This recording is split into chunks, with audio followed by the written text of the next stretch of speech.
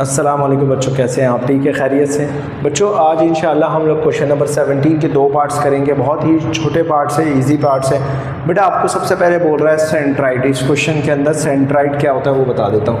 बेटा सेंट्राइड यहाँ लिख देता हूँ। बेटा सेंट्राइड बेटा उसे कहा जाता है कि अगर मेरे पास एक ट्राइंगल है बेटा, ठीक है बेटा, ट्राइंगल है। ट्राइंगल का मतलब ये नहीं है कि इक्विलेटरल है, कुछ भी, अपने को इससे मतलब नहीं है कि अगर ट्राइंगल की एक वर्टिसेस, अब देखो बेटा यहाँ पर ए है तो यहाँ लिख देता हूँ ए, ये बी है, ये सी है, ठीक है बेटा, ए बी सी। आपकी बुक में बी सी नहीं लिखा हुआ है, मिस प्रिंटिंग है तो ठीक कर लीजिएगा, ए बी सी।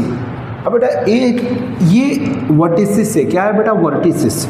इसको एंगुलर पॉइंट्स भी कहा जाता है बेटा, ये रहा एंगुलर पॉइंट्स, ये रहा, ये एंगुलर पॉइंट्स भी कहा जाता है, वर्टिसेस भी कहा जाता है, ठीक है जी। तो परेशान होने की ज़रूरत नहीं है बेटा। अगर मैं वर्टिसेस ए से एक ड्रॉ कर दूं, एक लाइन यहाँ सामने, ठीक है जी, और फिर यहाँ से भी एक लाइन यहाँ ड्रॉ कर दूँ, ये रहा, और इसी तरीके से मैं यहाँ से इस एंगल से भी क्या कर दूँ बेटा, एक लाइन ड्रॉ कर दी मैंने, ये रहा।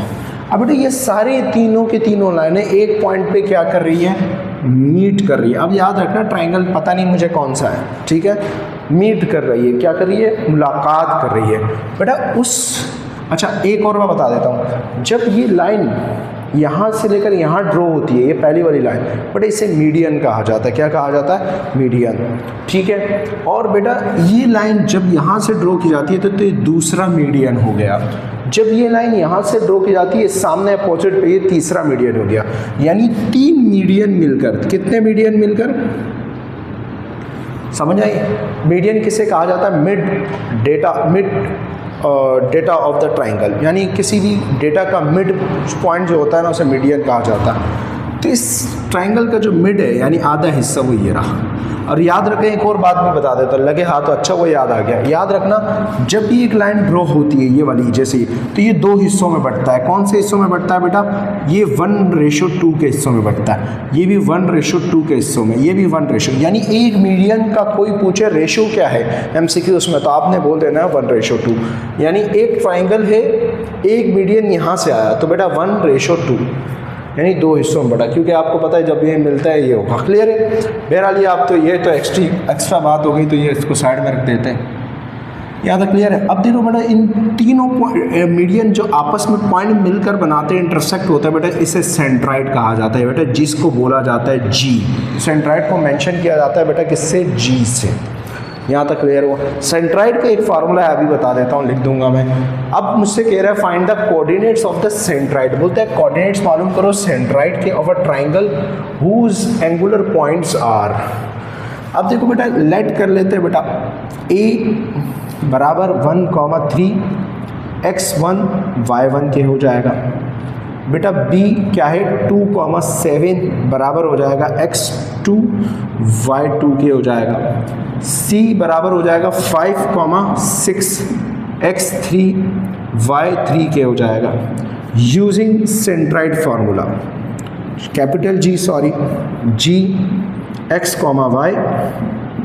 अब x1 plus x2 plus x3, याद रखना इसके साथ कुछ नहीं होगा, और नीचे आएगा 3।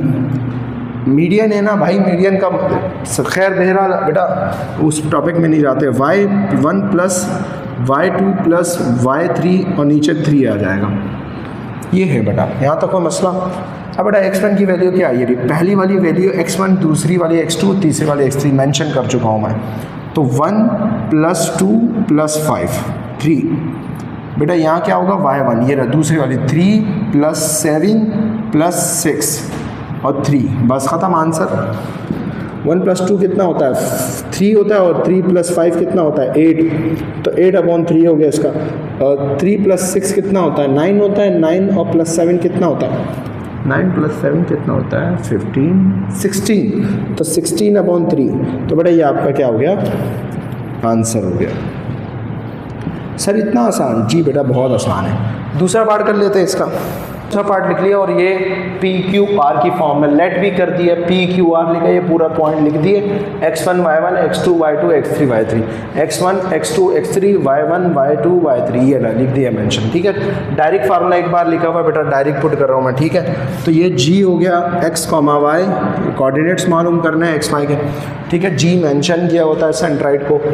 अब देखो बेटा ये x1 है, आपको पता है ना x1 प्लस x2 x3, तो बेटा -2 माइनस में -7 -8। सर ये क्या कर दिया बेटा, ये देखो, अगर मैं x1 -2 रखता हूँ प्लस x2 क्या रखूँगा -7, तो माइनस प्लस माइनस हो जाएगा ना, तो डायरेक्ट कर दिया बेटा। ठीक है, 3।